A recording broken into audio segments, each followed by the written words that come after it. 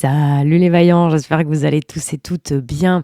On se retrouve aujourd'hui pour aller un petit peu plus loin dans notre approche de c'est quoi le thème astral, c'est quoi ce BINS, où nous allons voir aujourd'hui vraiment l'ascendant, le milieu du ciel, le fond du ciel, le descendant, c'est quoi ces machins choses.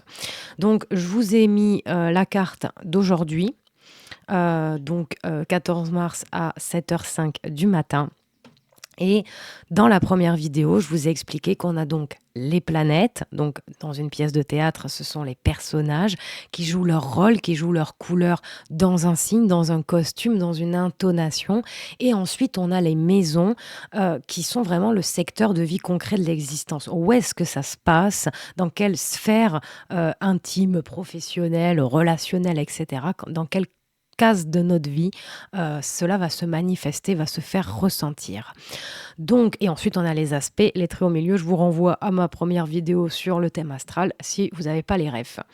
Donc, un thème astral, je vous disais d'ailleurs dans ma première vidéo, c'est un instantané du ciel, du système solaire, du point de vue de la Terre, à un moment donné.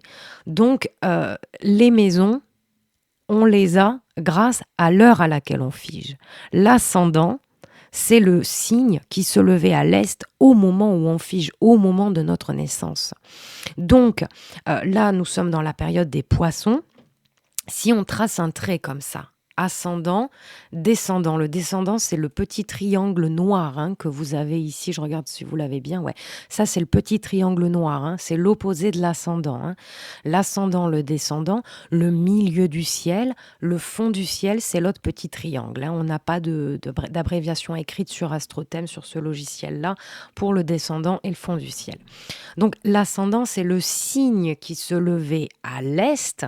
Donc ça c'est l'est, au moment de votre naissance, là où on a ce qu'on appellerait le zénith, le midi on va dire. Ensuite on a le descendant, donc le soleil couchant, l'ouest, et on a le fond du ciel, quand les planètes étaient sous nos pieds, donc dans l'autre hémisphère, donc dans la nuit symbolique. Donc si quelqu'un est né très tôt le matin, si quelqu'un vous dit « Ah oui, moi je suis né en mars, vers 7h du mat », vous savez, en mars à 7h du mat, le soleil il est tout juste levé. Donc vous pouvez vous la péter et vous dites « Ah oui, tu dois avoir ton soleil en maison 1 ou en maison 12 ». Si j'avance d'une heure, si ça veut bien, c'est en train de bugger, désolé. Pourquoi? Voilà, ça avance, c'est trop, oui, voilà, merci Astrothème.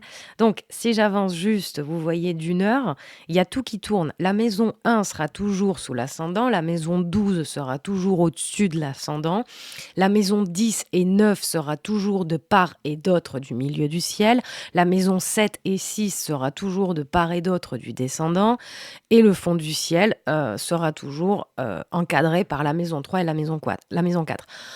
En domification Placidus, je vous renvoie encore une fois à ma première vidéo, ça peut changer en fonction de notre manière de calculer cette répartition, cette division en 12 parties de notre sphère terrestre.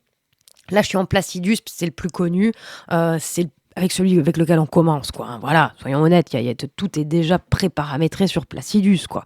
On est dans l'église Placidus, quoi. Donc, je commence par Placidus. Donc, très tôt le matin, bam, le soleil est soit en 1, soit, vous voyez, bon là, on peut avancer d'une heure ou de 4 minutes. Vous voyez, j'avance de 4 minutes. On a toutes les planètes et les signes qui bougent autour de nous. C'est pour ça qu'on voit le soleil bouger dans le ciel. Mais c'est bien nous qui tournons autour de lui. Donc, vous voyez, j'avance. Paf, ça y est, le soleil s'est levé. Là, c'est les petites lueurs du matin. Donc, quand quelqu'un est né dans les petites lueurs du matin, il aura très certainement son soleil en maison 12. La maison en analogie au 12e signe du zodiaque, c'est-à-dire les poissons. Donc là, on a un poisson, ascendant poisson, allez, ascendant 0 degré bélier pour l'occasion, là, en maison 12. Ça fait très, très, très poisson. Donc voilà, on continue d'avancer. Et vous voyez que le milieu du ciel, fond du ciel, ascendant, descendant, les points cardinaux, si je puis dire, bougent un petit peu. Ça bouge un petit peu, vous voyez. Mais c'est surtout les planètes et les signes dedans qui tourne autour, hein. Nous, on est au milieu, on est sur la terre, là, on voit tout ça. Hop, c'est le jour, on voit le soleil, c'est midi, tac, après, ah, c'est l'heure de l'apéro. Quand t'es né à l'heure de l'apéro comme Bibi, hein, t'as ton soleil en 7 ou en 6 au soleil couchant. Donc, là, on est vers 10h29, c'est pas encore le zénith, hein. Mars est au zénith, mais le soleil, pas encore. On avance d'une heure encore, allez. Est-ce que c'est good? Ah, ça bug un peu, désolé, ça lag toujours un peu. Voilà, on est à midi 29 au mois de mars. Le soleil commence à être au zénith. On avance, on avance, on avance. Et bam, ça y est, on essaye d'avoir la conjonction exacte. Voilà, vers 13h. En mars, mi-mars, pour la France, j'ai mis Paris, hein, le soleil est au zénith. Ensuite, on a le soleil qui va se coucher. Donc, quand quelqu'un vous dit «Ah, je suis né aux alentours de midi», pareil, vous pouvez vous la péter. Ah ouais, ça veut dire que ton soleil, il est en 10 ou en 9, quoi. Tu vois, et t'as 3-4 heures d'écart, ça va, tu prends large. Quand quelqu'un est né au soleil couchant en fonction de sa saison, non, 6 heures, ça va être trop peut-être. En fonction de sa saison, quoique, oui, c'est 17. Ça arrive, désolé les vaillances, ça fait que bugger, voilà, j'avance d'une heure en une heure. Là, il est 18h, hop, à 19h, le soleil commence à être sous nos pieds, il se lève dans l'autre hémisphère de notre Terre.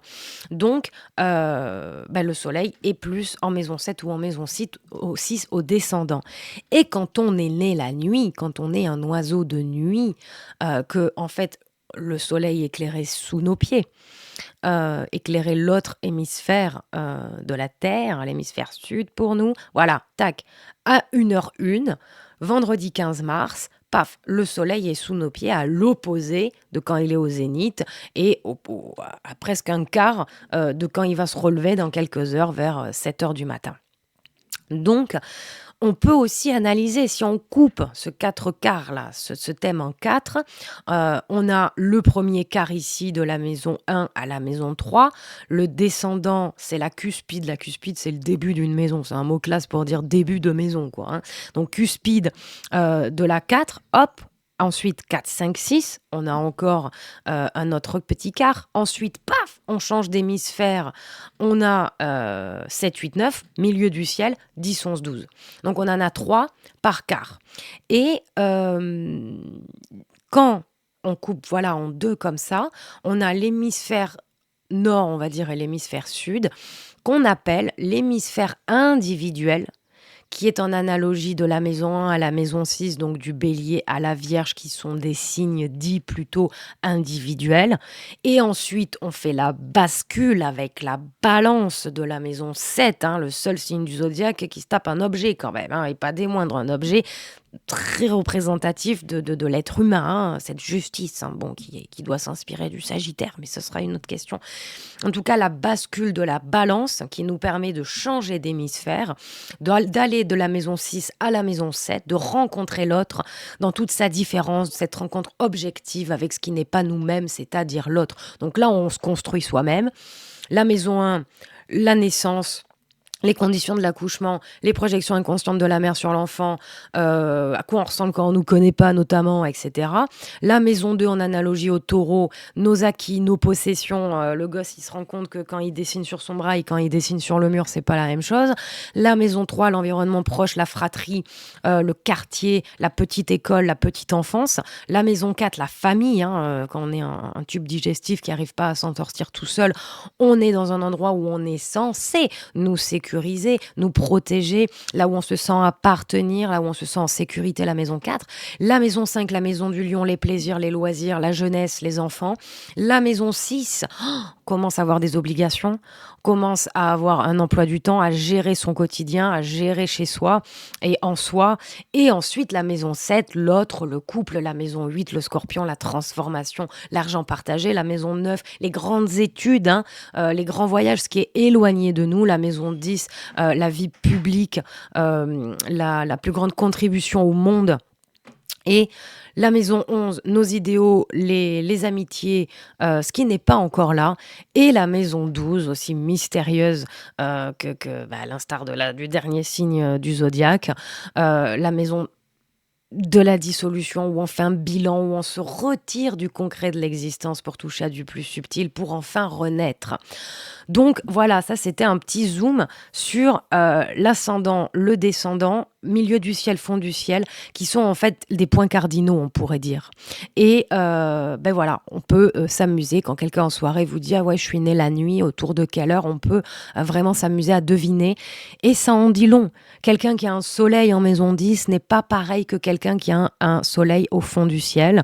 Et on a ben voilà, toutes les autres planètes. Donc c'est intéressant quand il y a des concentrations comme ça, quand la personne a tout entre la maison 1 et la maison 3, quand la personne s'est vraiment éclatée, quand la personne elle a tout à gauche, quand la personne elle a tout à droite, quand la personne elle a tout en haut, tout en bas, vous voyez, c'est porteur de sens, quoi. Déjà, puis de toute façon, visuellement, c'est souvent choquant. Moi, je le vois hein, quand je le fais comme ça avec des gens qui connaissent pas vraiment l'astrologie. Oh là là, il a tout en bas. Oh, c'est tout éclaté. Bon, voilà, c'est parlant. Donc, ben, amusez-vous à regarder pour votre thème et les gens qui vous entourent. On se retrouve tout bientôt là-haut, les vaillants.